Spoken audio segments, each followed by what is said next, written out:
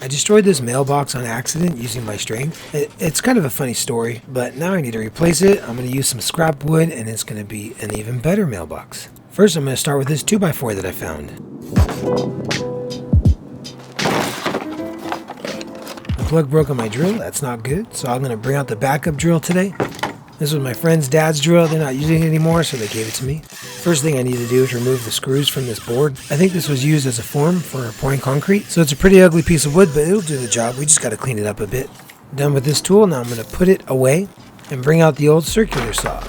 I need to cut this thing to length, but both ends are messed up, so I cut off both ends. This whole project's going to be made from different kinds of scrap wood. With a little creativity and resourcefulness, I can do a bunch of cool projects that way. One of the sides of this board is really messed up, so I'm just going to cut it off with a table saw, and then I'm going to rip the whole thing down the middle to make it into two boards. So in this neighborhood, all the mailboxes are either attached to the wall near the front door or on a post like in the front patio area. But this house has aluminum siding and I don't want to attach a mailbox to that, so I'm making legs that go from under the roof all the way to the ground, and I'm going to put little planter boxes in between that. And these skinny pieces are the bottoms of those planter boxes. And I don't know where I got these boards from. Maybe they were old fence boards or something, but I used them as shelves in the garage for a while, and then I left them outside and they just look really beat up. But these are going to be the front and back sides of the planter boxes. And these might be redwood boards, so they might last a while as planter boxes. Watering can break down boards, but I think these guys can take it. It's just 3 planter boxes, but it's 6 boards, and it's 12 cuts to remove the ends. And here's this special board that can hold the address numbers. So for 60 years, my grandparents had the mailbox on a post near the front patio. And then about 10 years ago, my dad moved the mailbox to the garage door. Just screwed it right on there. And I guess his plan was to just never have to open the garage door again. So these long boards are like legs that go from underneath the roof to the ground, and they're going to hold up the planter boxes. So I'm just cutting little grooves to give a little support to the bottom to the planter boxes. So I have my circular saw set to shallow cuts, and I make several passes so that a board can fit in there. Some people use jigs for this kind of thing, like they'll do it on like a table saw or a router. But I kind of made a mess, so now I got to clean it up with this chisel. But you got to be careful with chisels because they will go right through you.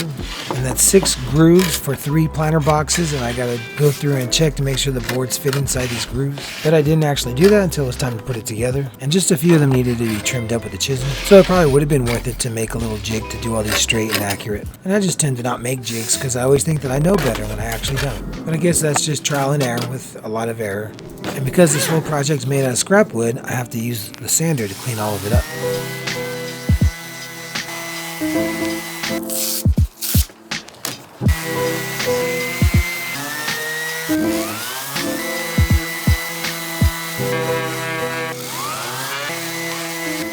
Well, let me just explain how I came to obliterate that old mailbox. This was my grandparents' house, and for many decades, the mailbox was attached to a post near the front patio. And then someone attached it to the garage door, and I forgot they did that. And the garage door was very difficult to open. It was no longer attached to counterweights or a spring or anything. So whenever you go to open it, it's the full weight of the garage door. So basically, no one thought that it could be open. I was the last one to have opened that garage door, and that was like 16 or 17 years ago. So then recently, I was cleaning out the garage, and I needed to open it from the inside. And of course, I completely forgot there was a mailbox attached to the outside of it. So when I went to lift it up, I got the garage door about 3 feet up off the ground, and it just stopped. But I didn't want to let it go, so then I just lifted it with all my might, and I heard a crash, but the garage door didn't fall. So I was like, I'm alive. I don't know what just happened. And then I found the deceased mailbox on the floor there. So it was just one of those situations where I went to fix or clean something and I end up breaking something else. And that is very common for me, unfortunately. And then when I was looking to buy one, I saw that there's wooden ones and I thought, I want to make one of those. And then it became a question of how to mount it to the house. And then I added planter boxes, and then I'm also going to do the numbers for the address. The old numbers were really plain and ugly. And these boards are the faces of the planter boxes. I'm drilling holes because the screws are going to go in the ends of these boards and I don't want them to split. They actually do end up splitting, but not that bad, I guess. Normally when I build stuff, I don't like the screw heads to be showing, but because these are just planter boxes, I figured it's no big deal. So this was just going to be a mailbox, but then I found a way to tastefully overcomplicate it. I mean, really, I was just cleaning out the garage, and then it evolved into this whole process. And this is the board that's going to have the address numbers. The old address numbers were still on the post near the front patio where the mailbox used to be. So, I mean, this all needed an update anyway. And right here, this is the back side of the planter boxes. We're almost done with these planter boxes, I guess. Just got to zip in these screws here.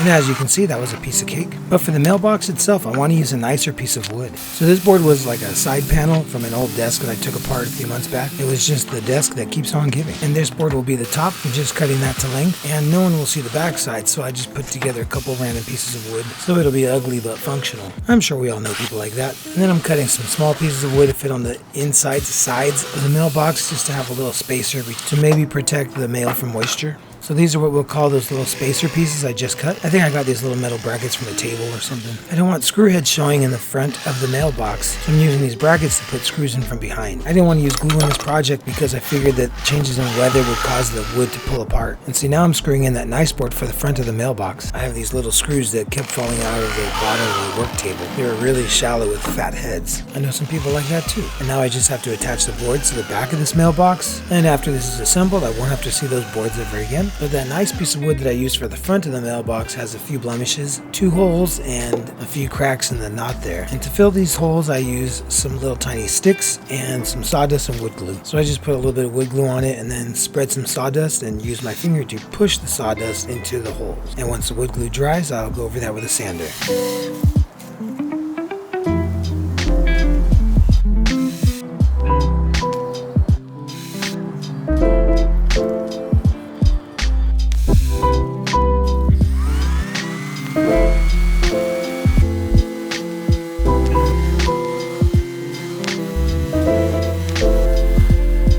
I don't know what kind of lumber this is, but I like it. I like the wood grain and I like the color. Tiny little stick got behind the sandpaper. But yeah, this piece of wood cleaned up pretty nicely. It just needed somebody to believe in it. Usually whatever free wood I get, it's pretty ugly and messed up. Like this one. This is the top of the back piece. I'm just carving out a little notch here for the hinges. I need the hinges to angle down a little bit. This is going to hold the top of the mailbox, so I need water to be able to slide off of it. I think these hinges were like $2.50 at the hardware store, and I just kind of eyeballed those notches I chiseled out so these hinges don't sit perfectly level with each other, and that makes the lid stay up when you open it. So maybe over time that'll work itself out. And right here I'm sanding the lid to the mailbox. It's just some regular cheap piece of pine that I found, but I think it's pretty clean, so I gotta smooth over all the edges.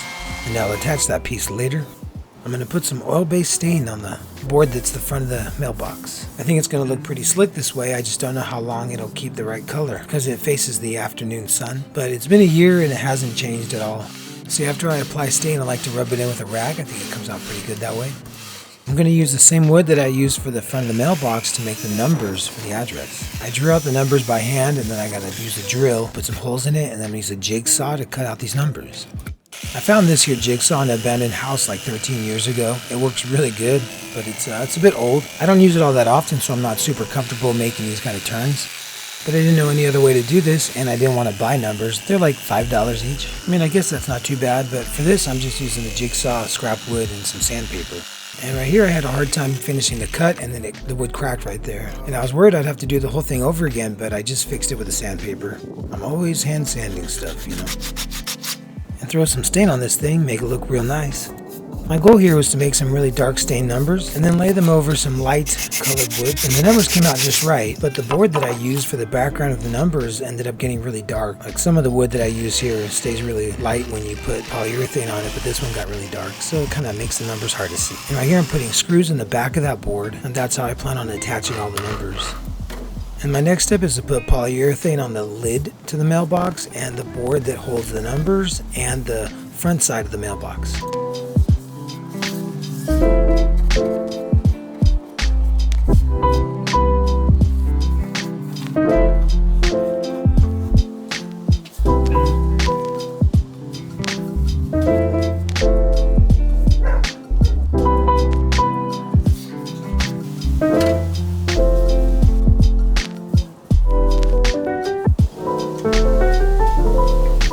See right here, that board got about as dark as that mailbox. So now I'm just going to sand off all that polyurethane I put on. I'll just come up with a real plan later, I guess. And I think that the final step here is to attach the lid. So this was starting to feel like the home stretch, but I guess we'll see.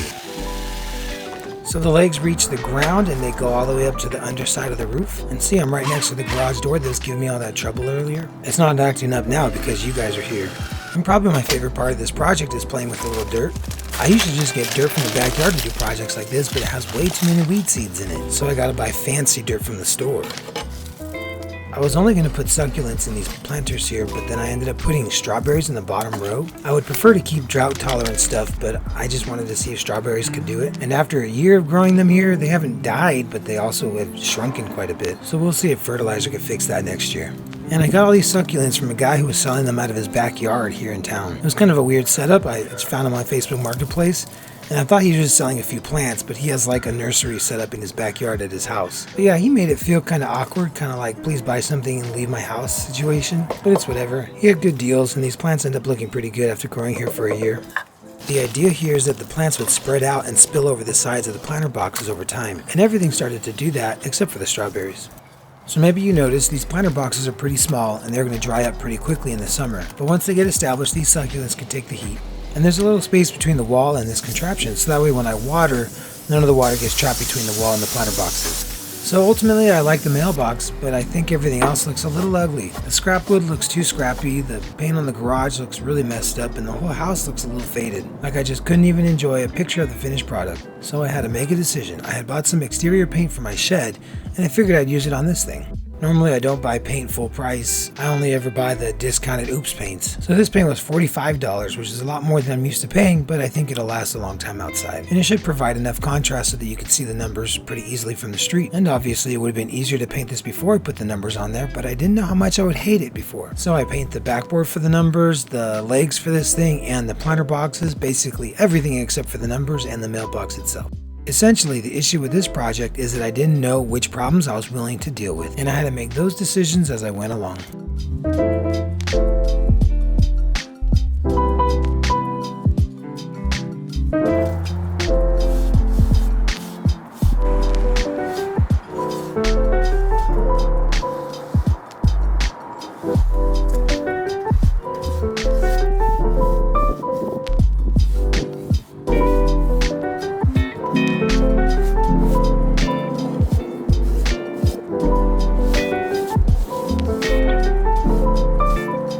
Normally I like the rustic look, but this just didn't go well with aluminum siding. So I think it looks better with the paint on it, but I still can't fully enjoy it while I have that ugly garage door there. So I grabbed this bucket of leftover primer from a previous project. Eventually it had to be done, and this was just ruining the look of the new mailbox. The pros would use a paint sprayer, but I don't have that. I only have paintbrushes. I don't recommend doing it this way because it takes a long time and hurts your wrist after a while, but I didn't feel like taping up everything, and I'm too cheap to rent a paint sprayer. And remember, this all started because I was just cleaning out the garage, a task that should have been completely free, but then I accidentally obliterated the mailbox. But if it hadn't been for breaking that mailbox, I wouldn't have done all these extra things that were necessary. The truth is, the house probably needed the numbers near the mailbox, and the garage door was just way ugly with all that peeling paint. So the project did change as I went along, but these were all things that needed to be done the whole time anyway. And as I've mentioned before, I prefer to use Oops paints that are like discarded paints that are on discount at Home Depot. And I actually found a gallon of a similar yellow for like $10. And after I brought it home, I realized it was exterior paint, so I thought,